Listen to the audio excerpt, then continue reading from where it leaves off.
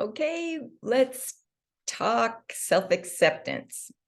So we're in menopause, going through major upheavals and changes in our lives. And what better time in our lives to work on or reclaim our self-love and our self-acceptance?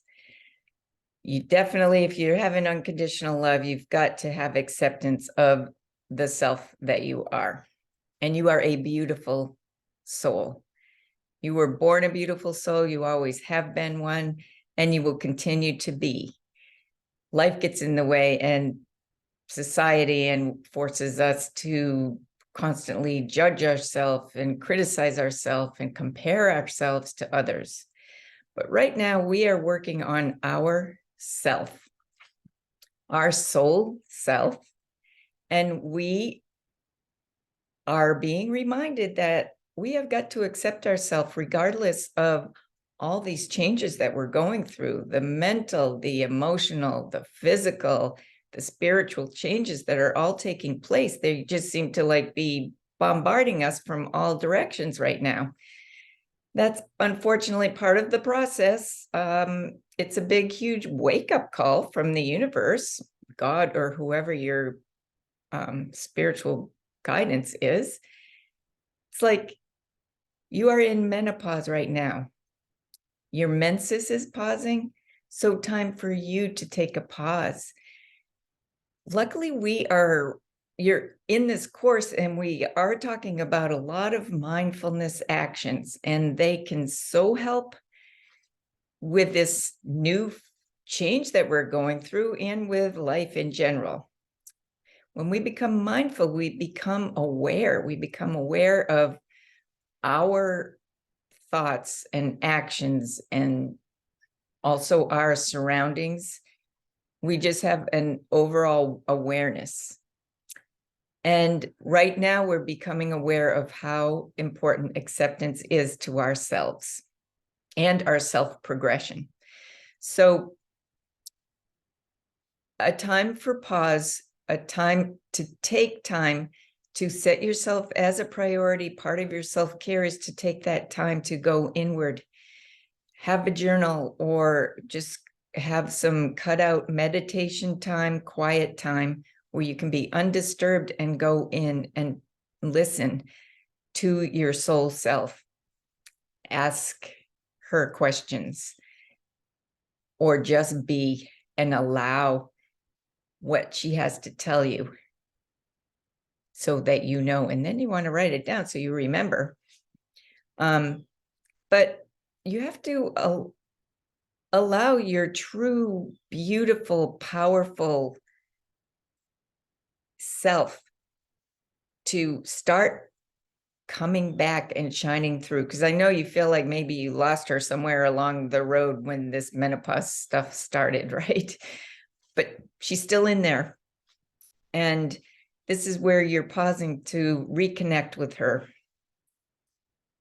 where you can actually really show her your love and your acceptance and allow her to come about in you during this time and to start flourishing through into the next best phase of your life.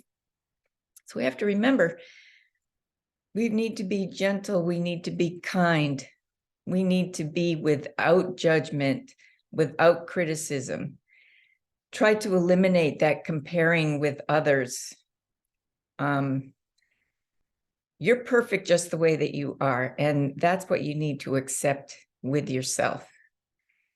There's nothing to prove. You are allowed to be who you are. And that's the most liberating and freeing aspect of this time, or any time in life when you actually realize that it's okay. You're perfect the way you are, and you don't have anything to prove to anybody else. They can choose to like you, or they can choose not to like you. And guess what? If they don't choose to like you, you don't need them anyway. And if they do, then there you have another beautiful relationship you can culture. So a lot of things that we're talking about in this program are mindfulness related actions that we can put into place, which are helping us through this time of our lives. So when we're mindful, we're aware, like I said, of our thoughts, because our thoughts are pretty much what control our behaviors and our actions and how we are in this world. So when we're mindful and aware of the thoughts going through our heads, we also become mindful and aware of those thoughts, how they can trigger certain emotions. And then when we're mindful, we become aware of how our emotions make us act or react, either to the emotion or the situation. And when we're mindful of all these things, we have more control, if you will, of how you have more control over how you are reacting or acting in a certain situation. And I have read this amazing book and I have to share it with you and share the most profound thing that I found from that book. The book is called Working with Chakras for Belief and Change, the Healing Insight Method. It's written by Nikki Gresham Record. She sounds like a pretty amazing woman. She's a spiritual healer, a counseling psychologist, an empathic Reiki practitioner, a Qigong teacher, and a spiritual emotional healer, along with being an author. And she also healed herself from systemic lupus, which is a pretty amazing feat, but she did that through everything that she learned. And that shows how pretty powerful that we can be in our own healing. So I want to share what she wrote that was just the biggest aha when I wrote it. I guess I just needed to hear it at that time. That was several years back, but still pretty amazing, I believe, and I hope you believe so too. That's why I'm sharing it.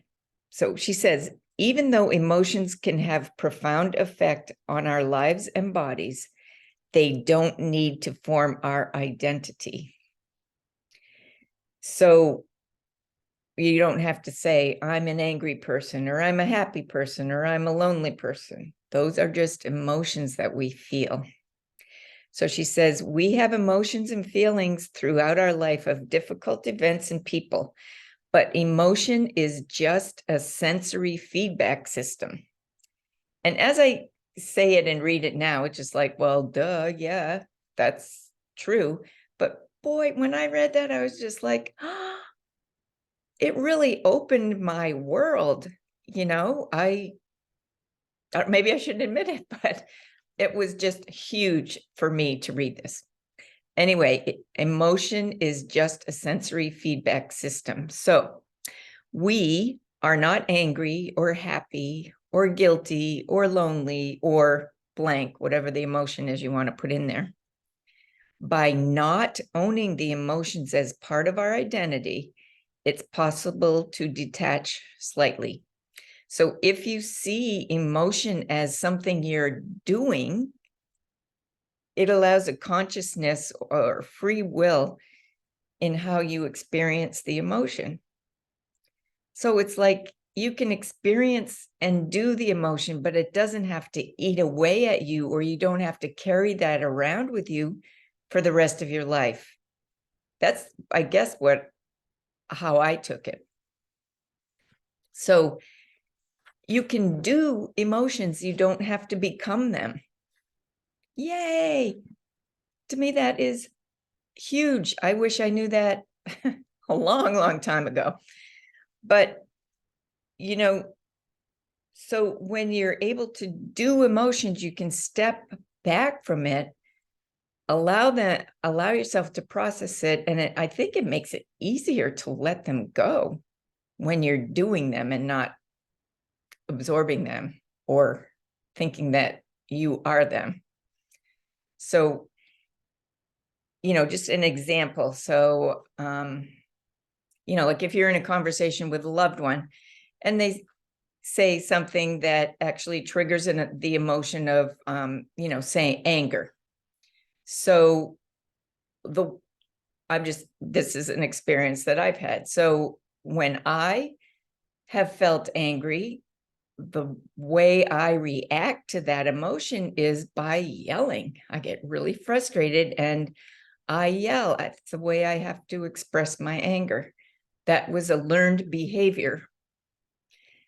And, when you're mindful and aware of this emotion and your reaction to it, you can just pause and just say, I need to take 5. And then you can step away and you are allowed to do the emotion. You can do anger. You can just say, what really triggered me there to make me angry? And then hopefully you can figure out what it was, or work on what it was. But then just say, I'm really feeling angry right now. Allow yourself to feel it. And it's just easy to say, I'm doing anger right now. I'm angry, angry, angry. Just let yourself feel it and then just process it and let it go. And then you can come back to the conversation and have a regular conversation without it turning into an escalated event where nobody gets anywhere from it. So I really wanted to share that with you. It has been so helpful for me, and I hope it can be very helpful for you too. So when you're able to do the emotions and be aware of them and process them and let them go, that can just lighten up your load so much. And it's also known as emotional intelligence.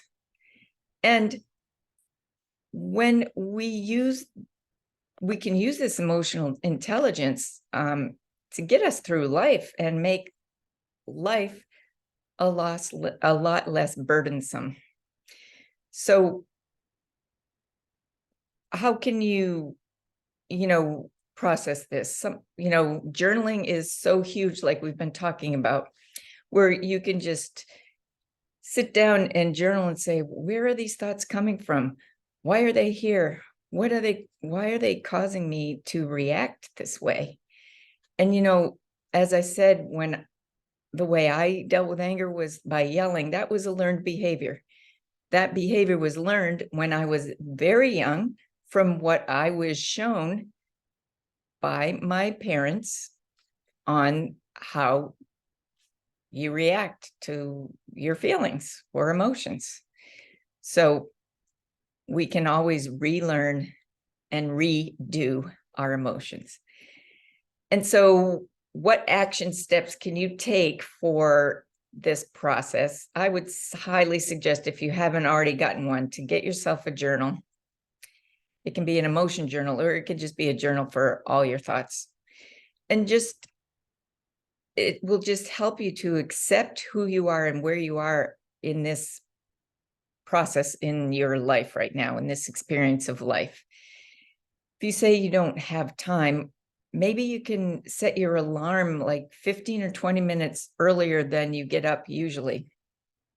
Have a journal by your bed. And this is actually a perfect time for you to do journaling, because you're at a very calm state. And that's when you are able to communicate better with your soul self, is when you are in a calming state. And you can either just listen, or you can ask questions, or just say, tell me what I need to know right now. What's the priority for where I need to start taking care of myself? Maybe write down what makes you feel, what puts you into a feeling of joy or happiness or fulfillment, and write that down. And when you get that answer, start doing it. Start doing it. And if it's something like, oh, I get joy when I'm on vacation at a beach, and you live thousands of miles away from the beach, well, take small steps to start planning for that vacation. You know, you just have to start in small steps, or look at the next thing and say, what's the second best thing of that? Maybe it's being outside. So then you can say, well, I can go outside during my 15-minute coffee break at work. I can step outside and get at least, 10 minutes of that sunshine on my face or body, or do the little walk around the parking lot or something. But just start out in small steps and eventually just increase them over time so they do become a habit. And I just hope that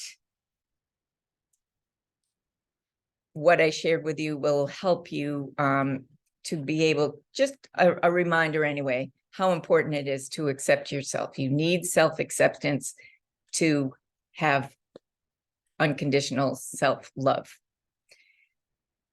We also need to feel worthy and have self-worth. So we're going to talk about that in the next video.